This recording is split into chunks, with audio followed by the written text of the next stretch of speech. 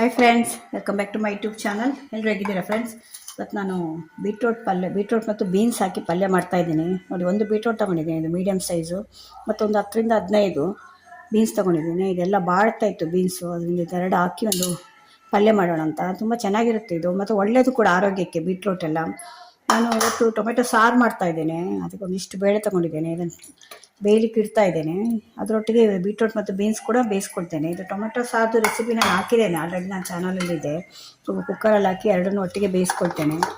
ನೀವು ಡೈರೆಕ್ಟ್ ಕೂಡ ಬೇಯಿಸ್ಕೊಳ್ಬೋದು, ಅದು ತುಂಬ ಗ್ಯಾಸ್ ತೊಗೊಳುತ್ತೆ, ಅದು ತುಂಬ ಟೈಮ್ ತೊಗೊಳುತ್ತೆ. ಅದರಿಂದ ಅದನ್ನ ಕುಕ್ಕರಲ್ಲಿ ಹಾಕಿ ಈ ರೀತಿ ಡೈರೆಕ್ಟ್ ಬೇಯಿಸ್ಕೊಳ್ಳಿ. ಅದು ಬೇಳೆ ಕೂಡ ನೆನೆಸಿ ಇಟ್ಟಿದ್ದೆ ಸಾರಿಗೆ. ಇದು ಟೊಮೆಟೊ ತಿಳಿ ಸಾರು ಮಾಡ್ತಾಯಿದ್ದೇನೆ. ಇದು ಒಟ್ಟಿಗೆ ಬೇಯಿಸ್ಕೊಂಡ್ರೆ ನಿಮಗೆ ಗ್ಯಾಸ್ ಸೇವ್ ಆಗುತ್ತೆ. ನೋಡಿ, ಹೀಗೆ ಹಾಕಿ ಬೀಟ್ರೋಟಿನ ಕೆಳಗಡೆ ಹಾಕಿದ್ದೇನೆ, ಅದರ ಮೇಲೆ ಇದನ್ನಿಡಿ. ಅದು ನೀರು ಹಾಕಿ ಬೇಯಿಸ್ಕೊಂಡ್ರೆ ಆಯಿತು, ಒಟ್ಟಿಗೆ ಆಗೋಗುತ್ತೆ. ಟೈಮ್ ಕೂಡ ಸೇವ್ ಆಗುತ್ತೆ, ಗ್ಯಾಸ್ ಕೂಡ ಸೇವ್ ಆಗುತ್ತೆ. ನೋಡಿ, ನಾನು ಬೇಯಿಸ್ಕೊಂಡು ಬರ್ತೇನೆ, ಆಮೇಲೆ ತೋರಿಸ್ತೇನೆ ನಿಮಗೆ. ನೋಡಿ, ಈಗ ಬೀಟ್ರೂಟ್ ಬೆಂದಿದೆ. ಬೀಟ್ರೂಟ್ ಮತ್ತು ಬೀನ್ಸ್ ಬೇಯಿಸಿ ಇಟ್ಕೊಂಡಿದ್ದೇನೆ. ಇವಾಗ ಇದನ್ನು ಒಗ್ಗರಣೆ ಮಾಡಬೇಕು, ಪಲ್ಯ ಮಾಡ್ಕೊಳ್ತೇನೆ ಇವಾಗ ಒಂದು ಸ್ವಲ್ಪ. ನೋಡಿ, ಇದು ನೀರಿದೆ, ಬೇಯಿಸಿದ ನೀರಿದೆ ಅಲ್ಲ ಬೀಟ್ರೂಟು, ಇದನ್ನು ಬಿಸಾಡಬೇಡಿ. ಇದನ್ನು ಸೂಪ್ ಥರ ಮಾಡಿ ಕುಡಿಬೋದು ನೀವು. ಉಪ್ಪು, ಸ್ವಲ್ಪ ನಿಂಬೆಹಣ್ಣು ರಸ ಮತ್ತು ಗರಂ ಮಸಾಲೆ ಪೌಡ್ರೆಲ್ಲ ಹಾಕಿದರೆ ಒಂದು ಸೂಪ್ ಥರ ಆಗುತ್ತೆ. ಅದರಿಂದ ಅದರಲ್ಲಿ ಎಲ್ಲ ವಿಟಮಿನ್ಸ್ ಎಲ್ಲ ನೀರಲ್ಲೇ ಹೋಗಿರುತ್ತೆ. ಅದರಿಂದ ನೀರನ್ನು ಬಿಸಾಡದೆ ಯೂಸ್ ಮಾಡ್ಕೊಳ್ಳಿ. ಒಂದು ಸ್ವಲ್ಪ ಎಣ್ಣೆ ಇಡ್ತಾ ಇದ್ದೇನೆ, 1 ಸ್ಪೂನಷ್ಟು.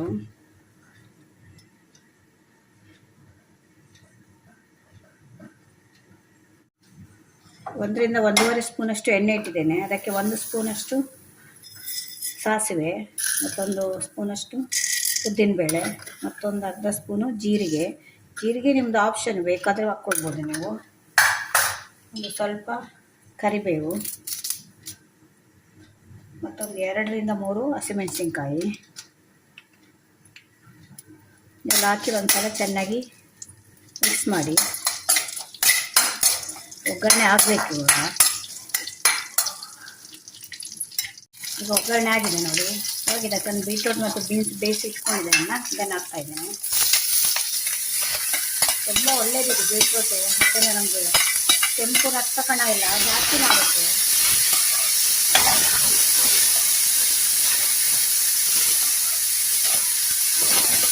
ಮತ್ತು ಅನಿಮಿಕ್ ಎಲ್ಲ ಇರ್ತಾರಲ್ಲ, ಅವರಿಗೆಲ್ಲ ಆದಷ್ಟು ಬೀಟ್ರೋಟ್ ಅಂದ್ಕೊಡ್ಬೇಕು. ನಮ್ಮ ಮನೇಲಿ ಹೆಚ್ಚಾಗಿ ನಾವು ಬೀಟ್ರೋಟ್ ಯೂಸ್ ಮಾಡ್ತೇವೆ. ತುಂಬ ಒಳ್ಳೆ ತರಕಾರಿ ಅದು ಬೀಟ್ರೋಟು. ಒಂದ್ಸಲ ಚೆನ್ನಾಗಿ ಮಿಕ್ಸ್ ಆಗಬೇಕಿದೆ. ಇದಕ್ಕೊಂದು ಅರ್ಧ ಸ್ಪೂನಷ್ಟು ಉಪ್ಪು ಹಾಕ್ತಾ ಇದ್ದೇನೆ. ಉಪ್ಪು ನೋಡ್ಕೊಂಡು ಹಾಕ್ಕೊಳ್ಳಿ, ಕೆಲವರಿಗೆ ಉಪ್ಪು ಕಮ್ಮಿ, ಕೆಲವರಿಗೆ ಜಾಸ್ತಿ ಇರುತ್ತೆ. ಮತ್ತೊಂದು ಸ್ವಲ್ಪ ಅರಿಶಿಣದ ಪೌಡರು,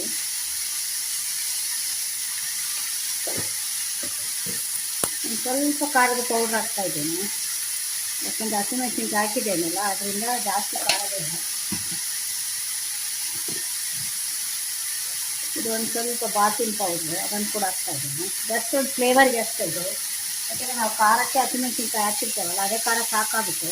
ಖಾರ ಇನ್ನೂ ಜಾಸ್ತಿ ಬೇಕು ಅಂದರೆ ನೀವು ಸ್ವಲ್ಪ ಹಾಕ್ಕೊಳ್ಬೋದು, ಇನ್ನೊಂದು ಸ್ವಲ್ಪ ಮಿಕ್ಸ್ ಮಾಡ್ಕೊಳ್ಬೋದು. ಇನ್ನೊಂದು 2 ಹಸಿಮೆಣಸಿನ್ಕಾಯಿ ಹಾಕ್ಕೊಳ್ಬೋದು. ಇಲ್ಲಾಂದರೆ ಇನ್ನೂ ಸ್ವಲ್ಪ ಖಾರದ ಪೌಡ್ರು ಮಿಕ್ಸ್ ಮಾಡ್ಕೊಳ್ಬೋದು. ಇದು ನೀವು ಚಪಾತಿಗೆ ಕೂಡ ಚೆನ್ನಾಗಿರುತ್ತೆ ಇದು ಕಾಂಬಿನೇಷನ್ನು. ಮತ್ತು ಸಾರು ಮಾಡ್ತೀರಲ್ಲ, ಅವಾಗ ಸೈಡ್ ಡಿಶ್ ಆಗಿ ಕೂಡ ಇದು ಚೆನ್ನಾಗಿರುತ್ತೆ ಅನ್ನದ ಜೊತೆ. ಇದೊಂದು ಚೆನ್ನಾಗಿ ಮಿಕ್ಸ್ ಆಗಬೇಕು, ಒಂದು 2 ನಿಮಿಷ. ನೋಡಿ ಫ್ರೆಂಡ್ಸ್, ರುಚಿ ಮತ್ತು ಆರೋಗ್ಯ ಎರಡೂ ಇರುವ ಬೀನ್ಸ್ ಮತ್ತು ಬೀಟ್ರೋಟ್ ಪಲ್ಯ ರೆಡಿಯಾಗಿದೆ. ತುಂಬ ಈಸಿಯಾಗಿ ಸಿಂಪಲ್ಲಾಗಿ ಮಾಡ್ಕೊಳ್ಬೋದು.